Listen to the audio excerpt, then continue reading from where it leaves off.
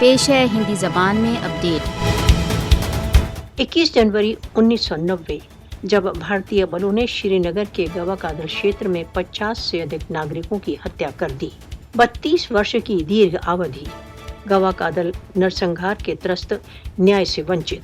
गत 32 वर्षों की अवधि में 95,950 से अधिक कश्मीरी भारतीय सशस्त्र बलों की बुलेटों का निशाना बन चुके हैं। गवाकादल जैसे रक्तपातों की स्मृतियां कश्मीरियों के मन में इस समय भी इसी प्रकार हैं।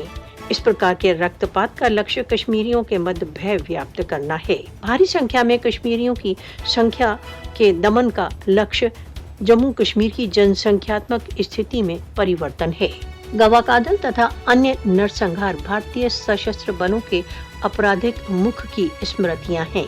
आरएसएस समर्थित भारतीय शासन की भारत द्वारा अवैध रूप से अधिकृत जम्मू कश्मीर में गवाकादल के प्रकार के और अधिक नरसंहार की योजना है। हिंदुत्व प्रेरित मोदी कश्मीरियों को स्वतंत्रता संघर्ष से विमुख नहीं कर सकता। मानव अधिकार संगठनों को भारत द्वारा अवैध रूप से अधिकृत जम्मू कश्मीर में भारतीय बलों द्वारा किए गए नरसंहार की पड़ताल करना चाहिए। विश्व को भारत द्वारा अवैध रूप से अधिकृत जम्मू कश्मीर में गवाकादल तथा इसी प्रकार के अन्य रक्तपातों के अपराधियों को दंडित करने में अपनी भूमिका निर्वाह करना चाहिए। कश्मीर के हत्या क्षेत्र तथा कथित सभ्य जगत के लिए एक चुनौती।